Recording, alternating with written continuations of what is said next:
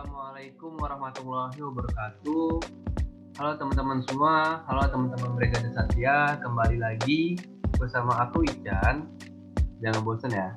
Jadi kita akan melanjutkan video-video sebelumnya, di mana pada video kali ini kita akan membahas tentang macam-macam metode dan intisari dari bidang sistem informasi akuntansi. Nah, jadi teman-teman pasti bertanya nih, Chan, setelah kita dapat subjek dan objek, habis itu kita ngapain? Mau diapain nih subjek dan objeknya? Nah, mau diapain? Kita mempunyai 4 alat nih teman-teman, 4 macam metode agar untuk mengolah data-data subjek dan objek tersebut. Yang pertama ada tinjauan.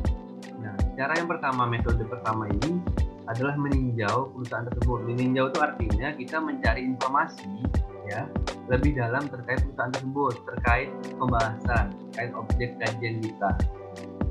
Ya, seperti yang kemarin pernah kita bahas nih, Kak Alwaika nih meninjau tentang proses bisnis kita cukai.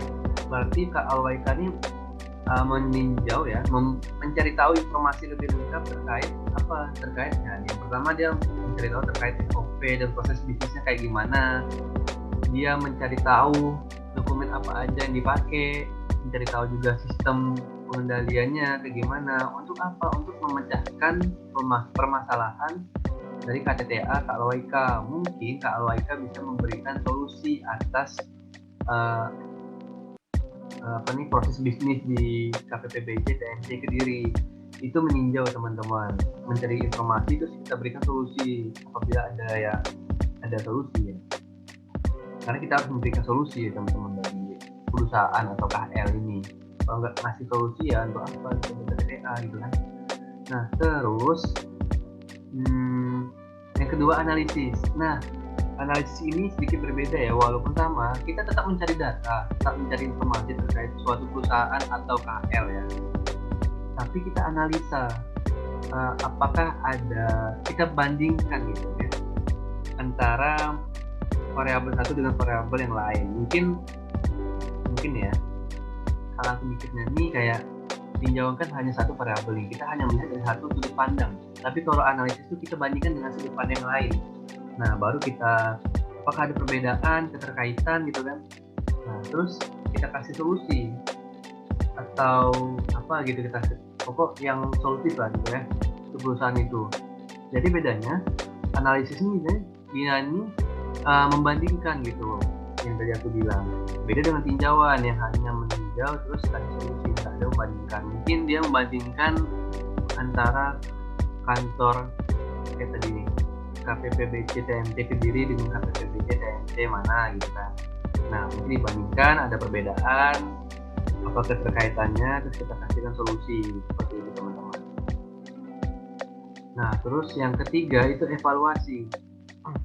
Mungkin teman-teman udah udah sering banget mendengar kata-kata evaluasi, karena apalagi teman-teman yang aktif di kampus ya, pasti setiap kegiatan tuh melakukan evaluasi.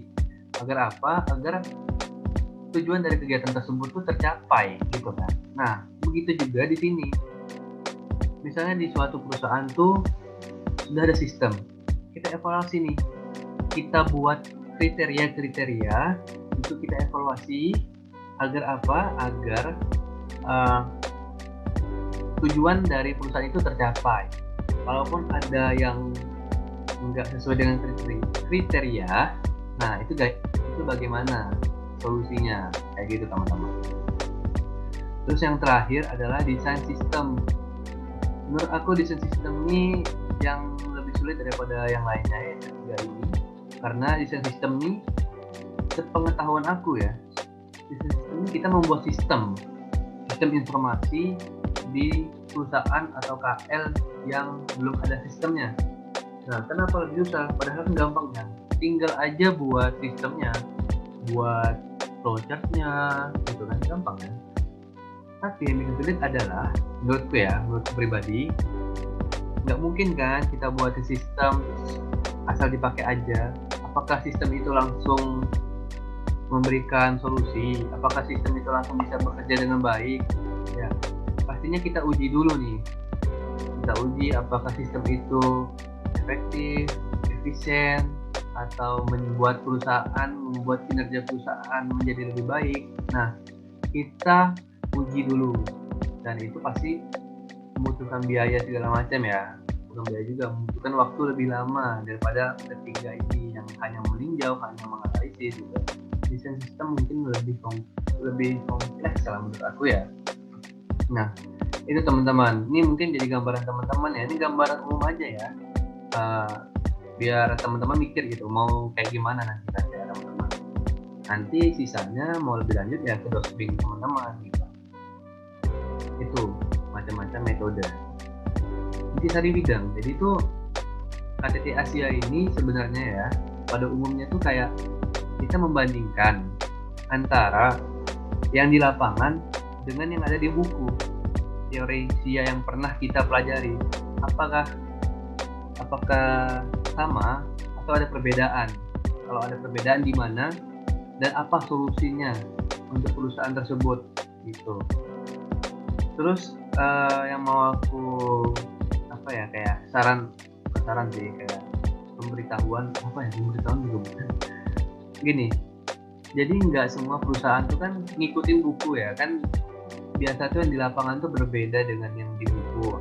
Nah, kita tuh nggak bisa menjudge perusahaan itu tuh nggak baik, sistem perusahaan itu tuh nggak baik karena sesuai buku gitu.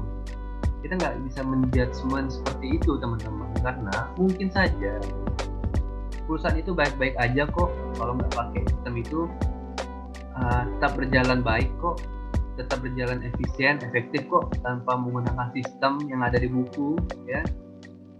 Tapi kita nggak bisa menjadi seperti itu, tapi kita bisa memberikan usul nih. Alangkah baiknya kalau perusahaan itu menggunakan sistem yang ada di buku ya. Kan itu kan juga yang di buku kan pasti dari